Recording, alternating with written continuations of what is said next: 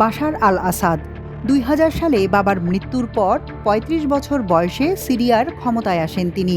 দীর্ঘ ২ যুগ শাসন করেছেন দেশটি। আল আসাদকে ক্ষমতাচ্যুত করতে ২০১১ সাল থেকে দেশটিতে শুরু হয় প্রতিবাদ বিক্ষোভ। এক পর্যায়ে তার রূপ নেয় গৃহযুদ্ধে। সেই থেকে শুরু। ধীরে ধীরে কমতে থাকে আল আসাদের জনপ্রিয়তার পারদ। এক এক করে নিভতে থাকে তার সৌভাগ্যের তারা। গত বছরের শেষ মাসটি যেন আরও ভয়াবহভাবে ধরা দেয় তার কাছে। ৮ ডিসেম্বর ইসলামপন্থী বিরোধী গোষ্ঠীর নেতৃত্বে ক্ষমতাচ্যুত হন ৫৯ বছর বয়সী বাশার আল আসাদ। এরপর সস্ত্রীক পালিয়ে যান তার মিত্রদেশ রাশিয়ার কাছে। সেখানে গিয়ে তাকে পড়তে হয় নানা নিষেধাজ্ঞার বেড়াজালে। আসাদের রাজনৈতিক আশ্রয়ের আবেদন মঞ্জুর করে রুশ সরকার, তবে তাদের মানতে হবে কঠোর বিধিনিষেধ। বাশারের মস্কো ছাড়ার অনুমতি নেই, সেই সঙ্গে রাজনৈতিক কর্মকাণ্ডে যোগদানের উপরও রয়েছে কড়াকড়ি। রাশিয়া তার মালিকানায় থাকা ২৭০ কেজি স্বর্ণ, $২ বিলিয়ন অর্থ এবং মস্কোতে থাকা ১৮টি সম্পত্তি জব্দ করেছে। এ তো গেল দেশ ছেড়ে পরবাসী হবার গল্প। এবার সেই মিত্রদেশই তাকে হত্যার চেষ্টা চালিয়েছে। রাশিয়ার রাজধানী মস্কোতে তাকে বিষ প্রয়োগে হত্যার চেষ্টা করা হয়েছে বলে বুধবার ব্রিটিশ গণমাধ্যম দ্য সান এক প্রতিবেদনে একথা জানিয়েছে। তথ্যটি বেশ আলোড়ন সৃষ্টি করলেও এর কোনো নির্ভরযোগ্য সূত্রের উল্লেখ নেই।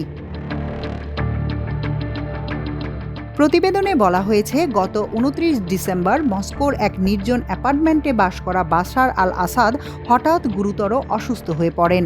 হঠাৎ করে তার ভয়ানক কাশির সঙ্গে শ্বাসকষ্ট শুরু হয়। পরে চিকিৎসা সহায়তার জন্য আবেদন করা হলে ওই অ্যাপার্টমেন্টেই তাকে চিকিৎসা দেয়া হয়। ঘটনার একদিন পরই সুস্থ হয়ে ওঠেন তিনি। পালিয়ে আসার পর বাশারকে সুরক্ষিত রেখেছিলেন পুতিন, এমনটাই ধারণা করেছে সবাই। কিন্তু সেই সুরক্ষা বলয়ের মধ্যেই এমন ঘটনা বহু প্রশ্নের জন্ম দিয়েছে।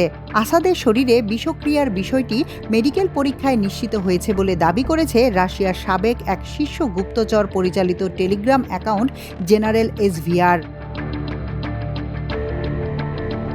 এসভিআর জানিয়েছে, এটি নিছক একটি স্বাস্থ্যগত বিপর্যয় নয়। পরিস্থিতি পর্যবেক্ষণে হত্যার পরিকল্পনার সম্ভাবনাও উড়িয়ে দেয়া যাচ্ছে না। রুশ সরকারের পক্ষ থেকে এ বিষয়ে এখনও কোনো আনুষ্ঠানিক প্রতিক্রিয়া জানানো হয়নি। এদিকে বারবার আলোচনায় আসছেন বাশার। ক্ষমতাচ্যুত হয়ে দেশ ছাড়ার পর এবার স্ত্রীকে হারাতে যাচ্ছেন তিনি। আসাদের স্ত্রী আসমা আল আসাদ বিয়ে বিচ্ছেদের আবেদন করেছেন।